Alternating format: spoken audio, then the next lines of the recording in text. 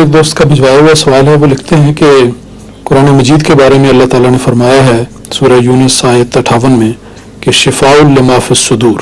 وہ لکھتے ہیں کہ کیا اس سے صرف روحانی بیماریوں کا علاج مراد ہے یا جسمانی بیماریاں بھی اس میں شامل ہیں, اور آیات قرآنی سے جسمانی شفا کا حصول کس حد تک درست ہے؟ جو آیت انہوں نے لکھی ہے اس کو قاعدے سے مطلب نہیں سمجھا, یہ ترجمہ بھی شاید نہ غور نہ کیا. شفاء لما فی الصدور, اس کو جسمانی بیماریاں کہاں سے کہا جا سکتا ہے؟ جو کوئی سینوں میں چھپی ہوئی بیماریاں ہیں, یا تو یہ کہیں کہ امراض قلب, زیادہ سے زیادہ یہ کہہ سکتے ہیں کہ امراض قلب یا پھیپھڑوں کے امراض کے لیے قرآنی آیات مفید ہیں, باقیوں کے لیے نہیں. لیکن بما فی الصدور کا یہ ترجمہ کرنا کہ جسمانی بیماریوں کے لیے مفید ہے, یہ حقیقت میں عربی کے لحاظ سے اور قرآن محاورے کے لحاظ سے کسی طرح جائز نہیں. بما فی الصدور کا محاورہ قرآن کریم میں روحانی بیماریوں کے لیے اور ان بیماریوں کے لیے استعمال ہوتا ہے جو بعض دفعہ انسان سے خود بھی مخفی ہوں, اور چھپے ہوئے نقص اور کمزوریاں جن کو انسان جانتا بھی نہیں, جب قرآن کی تلاوت کرتا ہے تو اس سے رفتہ رفتہ پردے اٹھنے لگتے ہیں. اور یہ جو تجربہ ہے یہ ہر اس شخص کا تجربہ ہے جس کو قرآن کریم غور سے پڑھنے کی عادت ہو. قرآن کریم کبھی ایک بیماری سے پردہ اٹھا دیتا ہے, کبھی دوسری بیماری سے پردہ اٹھا دیتا ہے. ہر تلاوت کے وقت سب نقائص ایک دم دکھائی نہیں دیتے, ورنہ ویسے ہی انسان اس بوجھ سے مر جاتا. لیکن عمر بھر کی تلاوت کچھ نہ کچھ کمزوریوں سے پردے ضرور اٹھاتی ہے, اور اس رنگ میں اٹھاتی ہے کہ ان کو دور کرنے کا احساس پیدا کر جاتی ہے. بس یہ وہ ہے قرآن کریم کی شفا کا مضمون جو اس آیت میں بیان ہوا ہے. جہاں تک جسمانی شفا ہونے کا تعلق ہے, اس کے متعلق سورہ فاتحہ کے جسمانی شفا بخشنے کا مضمون سنت سے ثابت ہے, مگر اس پر کبھی بھی مبالغہ انگریزی سے عمل نہیں ہوا, بلکہ حدیث سے جو کچھ بھی ثابت ہے وہ بعض واقعات کے طور پر, کبھی بعض مجبوریوں کے پیش نظر ایسا ہوا ہو تو اس کو خلاف شرع قرآن نہیں سمجھا گیا. مثلا ایک دفعہ کچھ 3 صحابہ تھے, وہ سفر پر جا رہے تھے تو ایک ایسے قبیلے کے پاس سے گزرے جو ان کا دشمن تھا, اور بھوک اور پیاس سے تنگ تھے. تو انہوں نے کہا کہ چلو دیکھیں اس حالت میں شاید ان کو رحم آ جائے, ان سے جا کے مدد طلب کی. تو انہوں نے ان کو دھتکار دیا کہ نہیں, تمہارا ہم سے کوئی تعلق نہیں ہے. اسی حالت میں جب وہ باہر جا رہے تھے تو اس وقت چونکہ قبیلے کے سردار کو سر درد کی شکایت تھی, اور ایسا سر درد تھا کہ جس سے وہ تڑپ رہا تھا. اس نے جو یہ سنا, اس کے کان میں بھنک پڑی کہ کوئی آیا ہے گیا ہے. اس نے کہا کون آیا تھا, کیا ہوا؟ تو انہوں نے کہا کہ اس طرح 3 آدمی تھے, وہ فلاں قبیلے کے لوگ تھے, قریش تھے, ہم نے ان کو بغیر کھانے پانی کے نکال دیا ہے. اس پر اس نے کہا کہ تم لوگوں سے تو میرا علاج نہیں ہو رہا, شاید ان میں کوئی واقف ہوتا, پکڑ لائے ان کو دوبارہ, ہو سکتا ہے کوئی معالج نکلتا تو میں اس مصیبت سے چھٹکارا پاتا. تو جب وہ واپس لے کر آئے تو ایک ان میں سے ہوشیار تھے, ان کی نظر تھی سورہ فاتحہ کی شفا پر, کیونکہ آن صلی اللہ علیہ وسلم کو اللہ تعالیٰ نے اس کا نام شفا بھی عطا فرمایا سورہ فاتحہ کا. یہ غالباً ان کے علم میں اس وقت نہیں تھا, مگر ویسے ان کے مزاج میں یہ تھا کہ سورہ فاتحہ میں غیر معمولی طاقت ہے, شفا ہے, تو میں اس کا دم کرتا ہوں.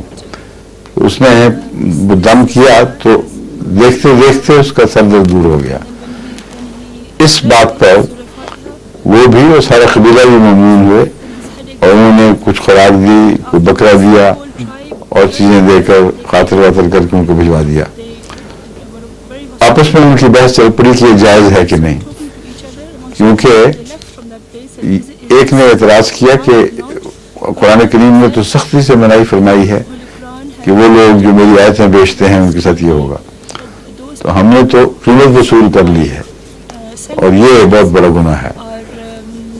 جان بچانے کے لیے انہوں نے کچھ کھایا یا نہیں، مگر اس بحث میں وہ لوگ واپس جب مدینے پہنچے تو حضرت صلی اللہ علیہ وسلم کے حضور پیش ہوئے اور یہی آپس کا مناظرہ حضرت وسلم کو بتایا، سارا واقعہ سنایا.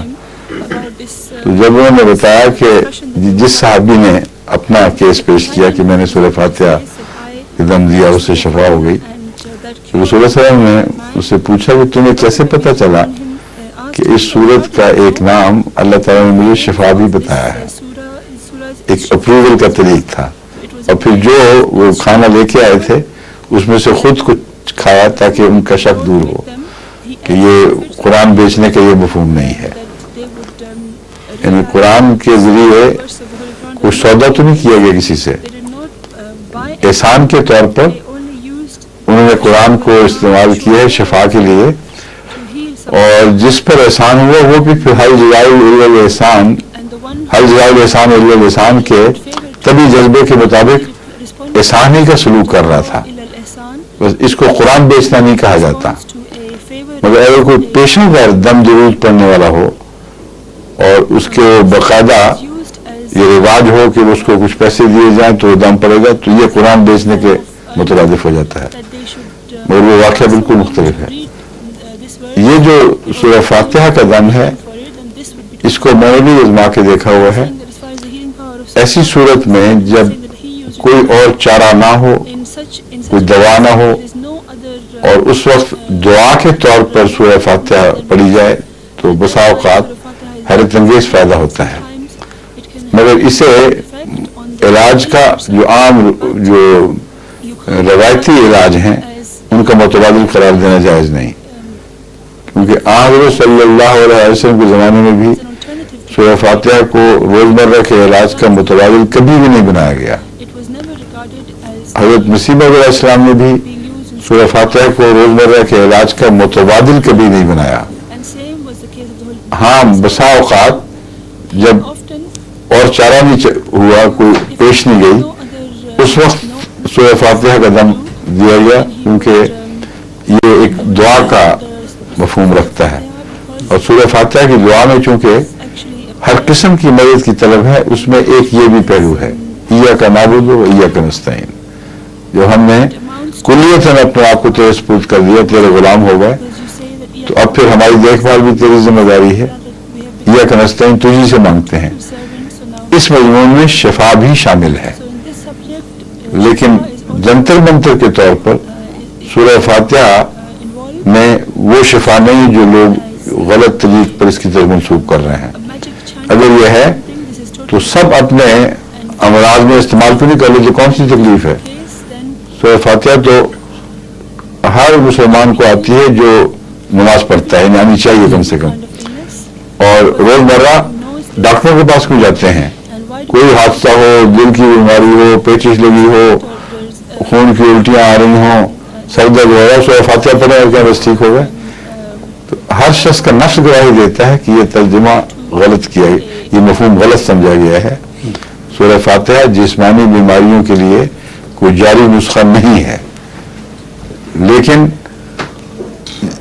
جب دعا کے طور پر اور کچھ پیش نہ جائے تو یہ وہ ایک صورت ہے جو ایسا حیرت انگیز کام دکھاتی ہے کہ اس کے بعد پھر صرف وہم کا سوال باقی نہیں رہتا، یقینی اور قطعی علاج بن جاتی ہے جو دوسرے علاجوں سے زیادہ قوی ثابت ہوتی ہے. اس پہلو سے اس کو اگر استعمال کیا جائے تو ہرگز مذاکرہ نہیں، اور یہ شرط پیش نظر ہونی چاہیے کہ دوسروں پر پڑھو تو احسان کے طور پر پڑھو، اور اسے واحد ذریعہ نہ سمجھو.